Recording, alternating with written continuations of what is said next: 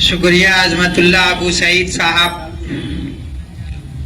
इस प्रोग्राम के रूहे रवा मुबारक हुसैन अत्तारी साहब, सरपंच साहब, फिरोज साहब, डॉक्टर सुहेल साहब, यासिर अरफात साहब, आयतुल्लाह साहब, अशरफ साहब, जमीर साहब और यहाँ मौजूद मुअज़्ज़ज़ सामीन, सबसे पहले मैं शुक्रिया अदा करता हूँ हयातपुर के लोगों का, जिन्होंने मुझे बुलाकर इज्जत बख्शी। आज चूंकि 26 जनवरी है और आज ही के दिन जब मुल्क आजाद हुआ, उसके बाद आज ही के दिन आईन, संविधान इसको लागू किया गया, जमहूरी मुल्क का निजाम कायम किया गया। आज सबसे बड़ा चैलेंज है इसी को बचाने का।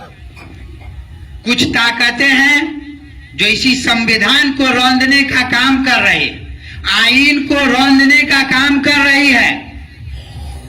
आज सबसे बड़ा चैलेंज यही है कि ये संविधान को कैसे बचाया जाए। MIM पार्टी का जो मिशन है कि जिस तबकात को सिर्फ वोट बैंक के तौर पर हमेशा से इस्तेमाल किया जाता रहा है, चाहे वो दलित समुदाय हो, चाहे वो पसमानदा तबका हो, चाहे वो आदिवासी समाज के लोग हो, चाहे वो अल्पसंख्यक समाज के लोग हो, इनका सिर्फ आजादी के बाद आज तक वोट लेने के लिए ही इस्तेमाल किया जाता रहा है। MIM पार्टी चाहती है कि हम इस दबे कुचले लोगों की आवाज बनकर सदन में काम करें, सदन में मजबूती के साथ इनके हक हुकूक की लड़ाई लड़ें। आप देखते होइएगा इस वक्त कि जो अपोजिशन का काम अगर कोई पार्टी कर रही है, कोई लीडर कर रहा है, तो वो एक नाम है बैरिस्टर असदुद्दीन ओवैसी का। चाहे वो किसी समाज के लोग हो, अगर उस पर जुल्म होता है तो सबसे पहले अगर कोई आवाज उठती है तो वो बैरिस्टर असदुद्दीन ओवैसी के जरिए।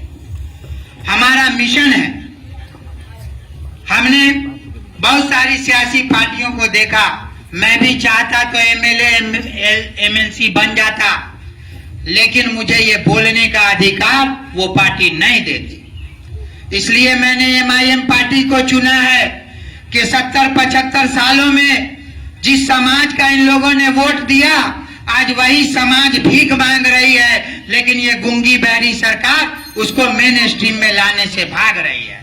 MIM पार्टी अगर मजबूत होती है तो मैं ये दावे के साथ कहूंगा कि सबसे पहले अगर किसी को मजबूत किया जाएगा तो वो इसी गरीब दलित समाज के लोगों को आगे बढ़ाने का काम किया जाएगा। मैं चाहता हूं कि एक एक घर में अब MIM पार्टी का झंडा लहराया जाए और जो फिरका परस्त ताकतें हैं उसको इस समाज से भगाया जाए। अब ये समाज मोहब्बत की भाषा चाहता है, भाईचारगी का माहौल चाहता है, नफरत को भगाना चाहता है। इसलिए बिहार में भी MIM पार्टी घर घर तक पहुंचने का काम कर रही है। लेकिन ये काम इतना आसान नहीं है मेरे भाइयों। ये काम तभी अंजाम तक पहुंचेगा जब आप लोगों का साथ मिलेगा। हम लोगों का मिशन है कि सीमांचल से निकल करके अगर ये पार्टी मिथिलांचल में आई है तो हम यहाँ से एक मजबूत प्लेटफॉर्म दे करके लोगों को जोड़ने का काम करेंगे। अभी चूंकि हम लोगों का एक मिशन है कि 5 लाख लोगों को जोड़ा जाए, इसकी तहरीक हमने शुरू कर दी है। लेकिन उससे पहले एक अहम मामला आ गया कि जिस सरकार में हम लोग अपने हक हुकूक की बात करते हैं, उसने अभी हमारे जबान पे हमला कर दिया। उर्दू को खत्म करने की ये सरकार साजिश रच रही है। तो सबसे पहले हमें उर्दू को बचाना है। अभी अजमतुल्लाह साहब ने बताया कि अगर किसी कौम को खत्म करना हो तो उसकी जबान छीन लीजिए। आज ये जो मौजूदा हुकूमत है सबसे पहले आपके साथ यही काम करने जा रही है। मादरी जबान छीन करके आपको बेजबान कर देगी। सरकारी स्कूलों का आंकड़ा जब मैंने निकाला तो आज लाखों ऐसी सीटें खाली हैं जहां उर्दू के असातिज़ा नहीं। हमारी सबसे पहली लड़ाई यही है कि 26 फरवरी को जो दरभंगा के डॉन बॉस्को स्कूल से इस लड़ाई की शुरुआत की है, वहां अगर आपको सच्ची खबर हो सुनना तो पक्की खबर को जरूर चुनना। तो अब देर किस बात की, अभी सब्सक्राइब करें हमारे YouTube चैनल पक्की खबर को। पक्की खबर, सच है तो खबर है।